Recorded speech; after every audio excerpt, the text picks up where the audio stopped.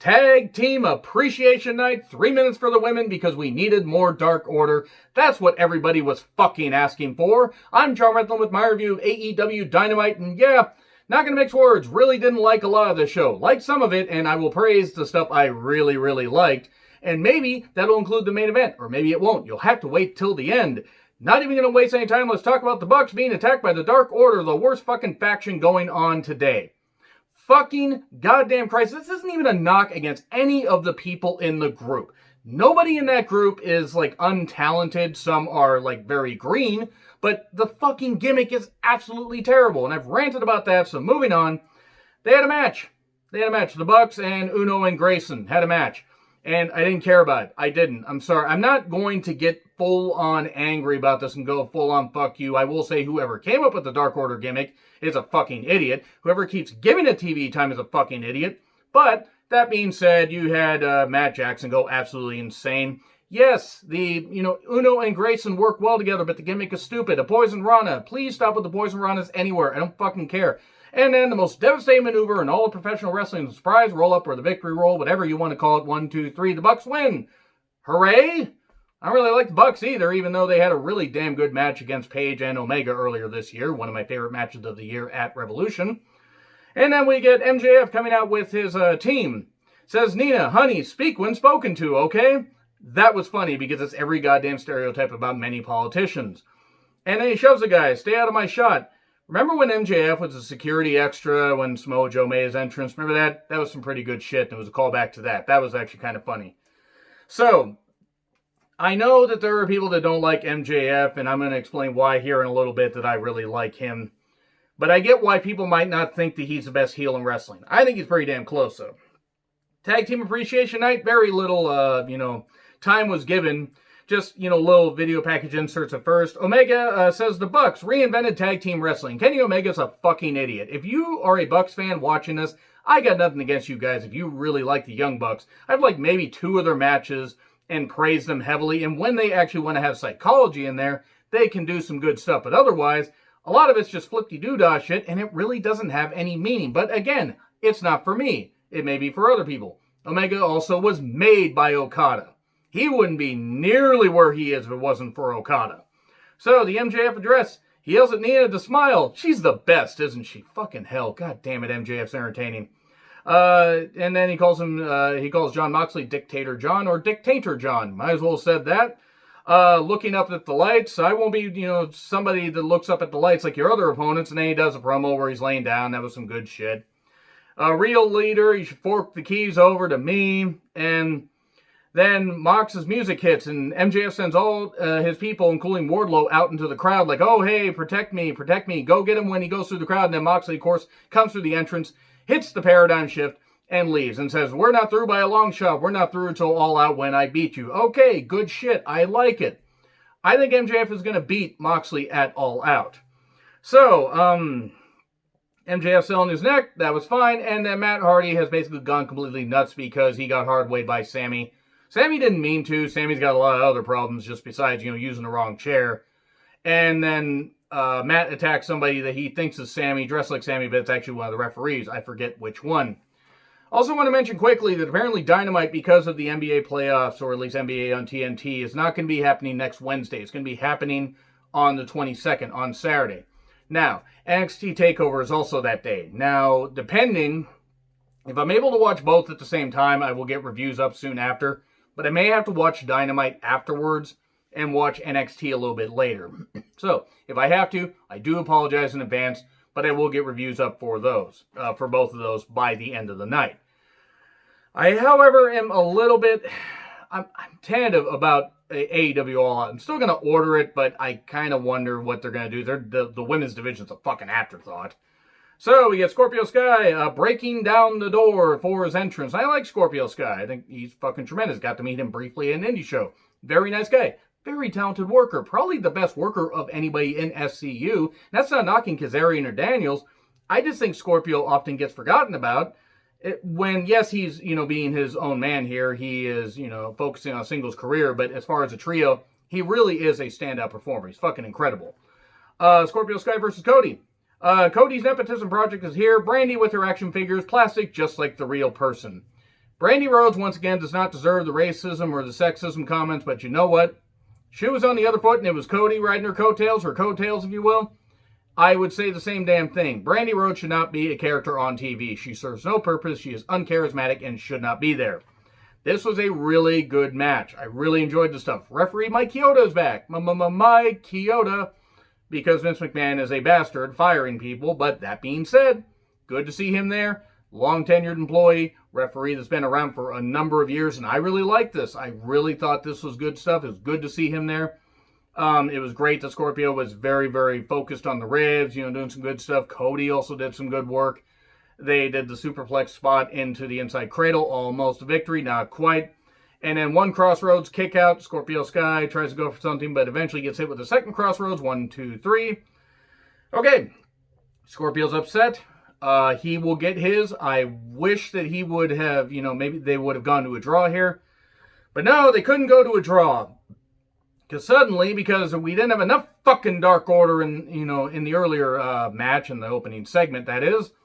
We got Brody Lee with the old TNT Championship, because now we have it with gold. They love gold, and I don't really think the TNT Championship looks much better. It doesn't look bad. I just don't think it looks much better. It really just looks like a shiny, gold coin. And he says, face me on August 22nd for a title. Tick-tock, time's up. Yeah, we get it, Brody. Brody Lee is one of the most uninteresting wrestlers that AEW has. They had a great chance to use him properly, and he has fucking just stunk it out. No matter how hard he tries, no matter how much he can be himself here, maybe it was a good thing that he, was told what to do sometimes, because him being himself ain't fucking working. But also, to be fair, the Dark Order gimmick's absolutely shit. He needs to get away from that gimmick. They need to fucking separate him from that, make him his own man, make him a monster. Private Party praises the Hardys. Private Hardy, if you will.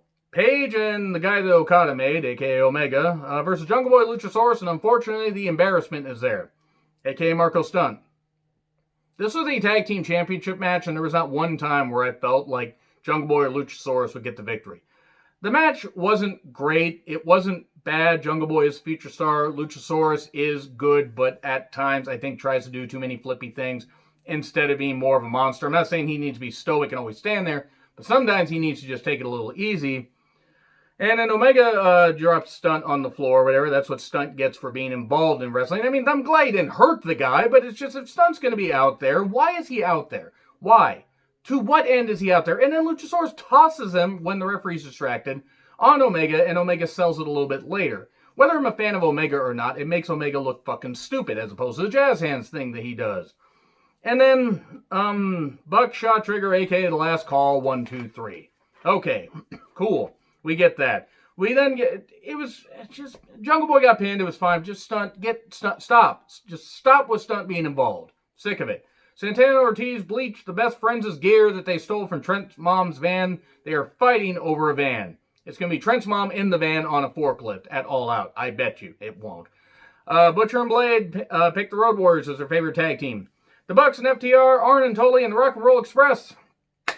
This is worth it. Okay, there were times where it was a little awkward, like the Bucks acting like they reinvented tag team wrestling for the better. Not for the better. I'm not saying for the worst, but I don't necessarily appreciate everything they've done. They got their fans, though.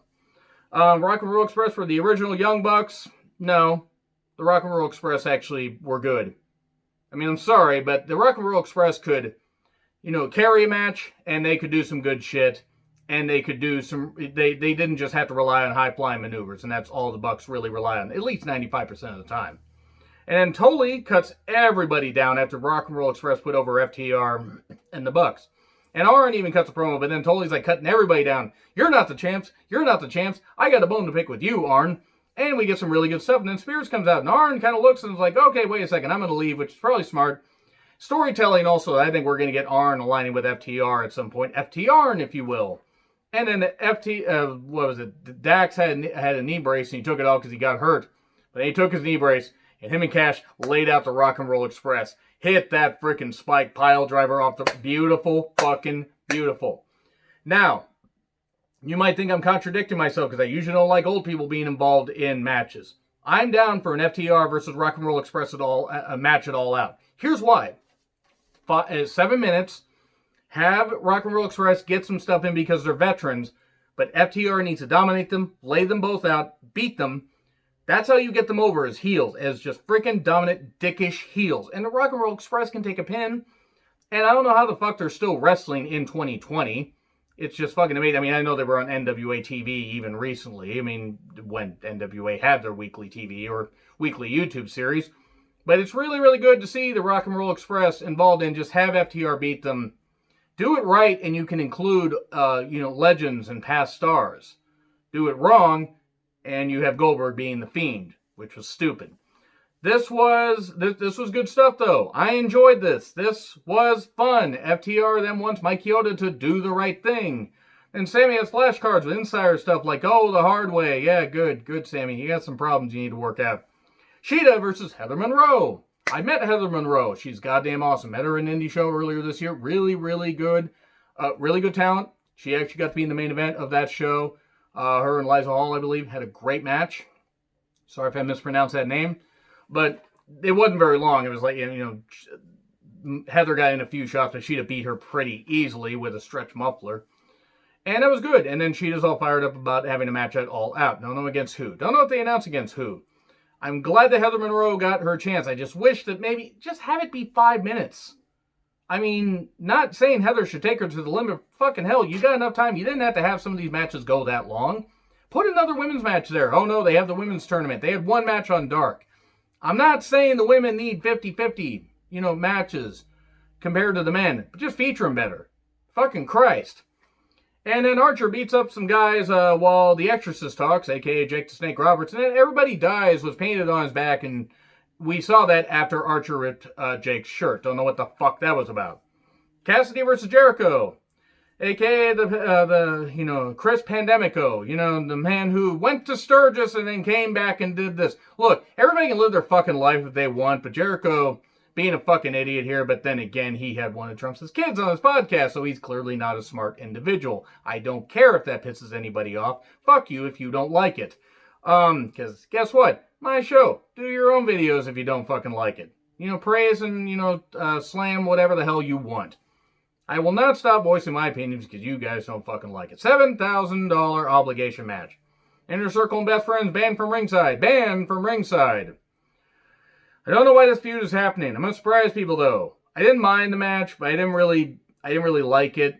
Cassidy won after Hager had interfered, after the Best Friends and Santana Ortiz had interfered. Well, not interfered, but battled to distract Chioda. And then Hager ran in and hit the Hager bomb.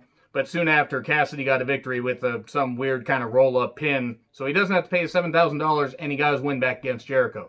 Which was the right call. I'm not a fan of Cassidy, but he should have won here. And then whatever, JR saying what the hell just happened was actually pretty good. But yeah, that's all I got to say about this show. Yeah, didn't really like this episode. I liked some of it. But let me know what you guys think in the comments. Like, share, subscribe, Twitter handle in the description. I'm John Retlin. I'll see you soon.